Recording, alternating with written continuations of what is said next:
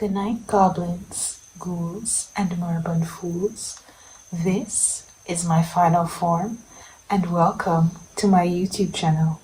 Tonight I'll be sharing with you some media to consume this gothic winter. I have 3 categories of media that I'll be focusing on for this video.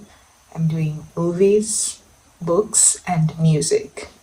And I may or may not give a long-winded explanation for each type of media and why I chose it, depending on how much I want to expound on it. But we'll see. As the video progresses, we will see. So starting out strong with movies, I have 5 recommendations.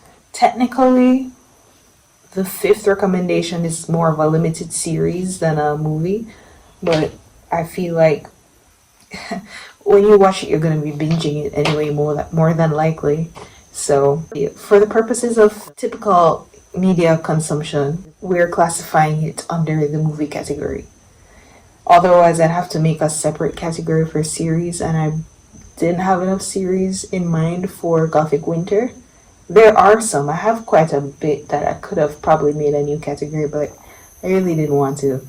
I kind of wanted to focus more on the art of movies and the feeling of winter that comes with those, rather than a series that has more time for world building and plot construction and stuff like that, character development, all those things. I feel like a movie is a type of art form that, with the limited time, it encapsulates so much, and you really have to be a good storyteller to be able to get the point of a movie across, versus a series where, depending on how much funding you have, can honestly go on forever. First, I have Crimson Peak. The movie speaks for itself, honestly. If you've seen it, you have an idea of what it's like. It's very haunting. The atmosphere is gorgeous, and the gothic elements are not just in the set design and wardrobe itself, but also in the story. I'll be honest with you, when I first watched it, without giving too much away, when I first watched it, the main plot point was kind of a deterrent. I think I need to rewatch it with fresh eyes fully. Like, I did understand the subtext, but I feel like that overarching theme was just, it really, if you don't go into watching that movie with a specific frame of mind, that theme can really catch you off guard, and I think that's what happened when I watched it the first time. But I really do want to give it another chance, because complicated stories and unglamorous plots is part of what makes gothic art the way it is. It's not supposed to be perfect and flowery. It's supposed to hit hard truths, I believe, with, I guess, gruesome descriptions to an extent. Next is Frankenstein 2025. In addition to these movies being goth themed, why I feel like they fit specifically for Gothic Winter is because a lot of them do take place, or a large chunk of a lot of these do take place in the winter. The main season that's represented in these movies it's winter. So it really does help get you into the frame of mind of, oh, this is a snowy, desolate, creepy, old atmosphere that I'm in. You're there with the characters. It's immersive.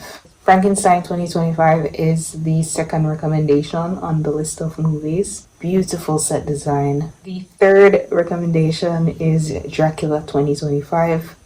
I do also like Bram Stoker's version of Dracula as in the movie. I mean, you could always watch both of them. Fourth recommendation, another vampire movie, Are We Surprised?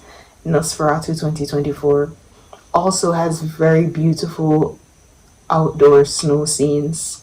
It does help accentuate the coldness of the movie. And the last recommendation I have is Penny Dreadful, which Eva Green is the main character in that series. I have plans to, since I've watched all the others already, multiple times, mind you, I really do probably just want to rewatch Crimson Peak and then actually focus on watching Penny Dreadful. But for now, these are the movies that I recommend for you to watch this Gothic winter. The next category I have are books. Okay, my first two recommendations I won't be rereading this winter as I've read them ad nauseum. But I have first on my list is Dracula. Again, are we surprised? By Bram Stoker. And Frankenstein by Mary Shelley, which I actually just finished reading Frankenstein in September, I believe. And that one took me quite a while to finish. Like, I think it took me about 4 months to finish reading. On and off, but it was really a good read. I did enjoy it. Very descriptive. The other books that I have that I recommend for Gothic winter on this list are The Secret History, which I just finished reading. That one is written by Donna Tartt. I know many of you have probably been recommended this story before, but it really is that good. Trust me, trust and believe. This has been my favorite read of this year. I just finished it last month, which was November. And I really want to read it again. I actually want to get a hard copy and I want to reread it. Fourth recommendation is We Have Always Lived in the Castle by Shirley Jackson. And that one I read earlier this year, I think around July, August. Really good read as well. It's a shorter story than a lot of the others on this list, but it's just as engaging. And for both of these recommendations, that's The Secret History and We Have Always Lived in the Castle, they both have insufferable characters and life-changing plots. The last two books I have on my list of books for Gothic winter, and these two I'm actually going to be reading: Slewfoot by Bram and The Woman in Black by Susan Hill. And I won't be giving any plot summary for these two, apart from the fact that the first one involves witchery and the other involves a haunting. I actually don't want to give a plot summary because I myself haven't read a summary of the plot for either of these two, because I want to go into reading them completely unaware of the plot. I've been kind of enjoying doing that lately with movies as well.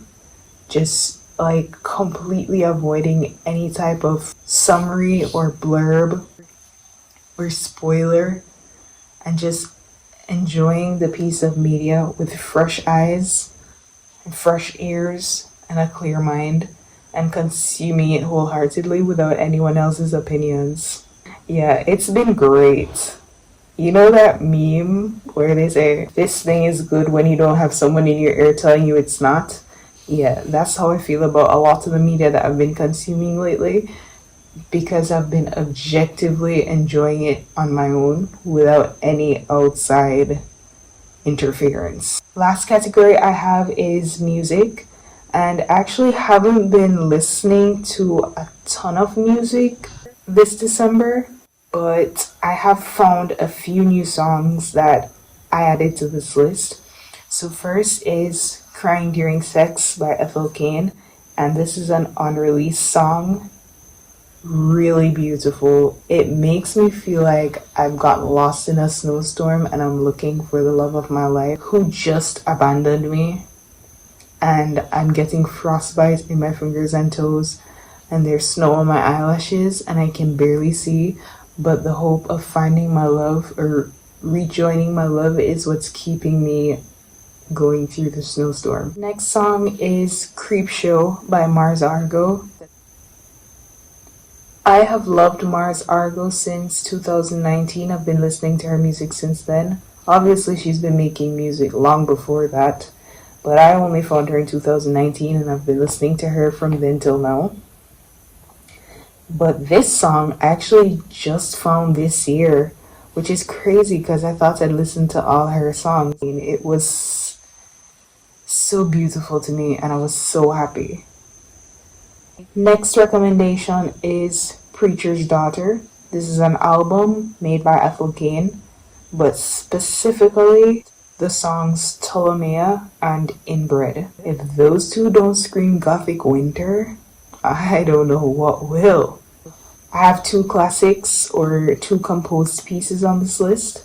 I have Vivaldi's Winter, no explanation needed there, and The Dance of the Sugar Plum Fairy by Tchaikovsky, which I feel like is not technically gothic, but it's so quintessentially Christmas, December, that I had to put it on this list. And I feel like to me, it's just creepy enough that it can be on this list with these other songs, and it still is like a valid suggestion.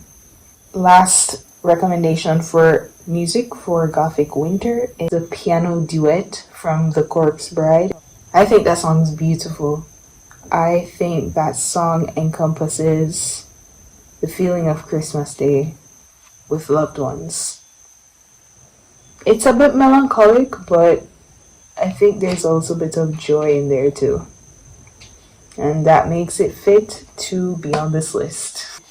That is all for my media to consume this Gothic Winter. I hope you'll participate in Gothic Winter this year and add some of your own recommendations to my list. Thank you so much for watching, and I'll see you on the morrow.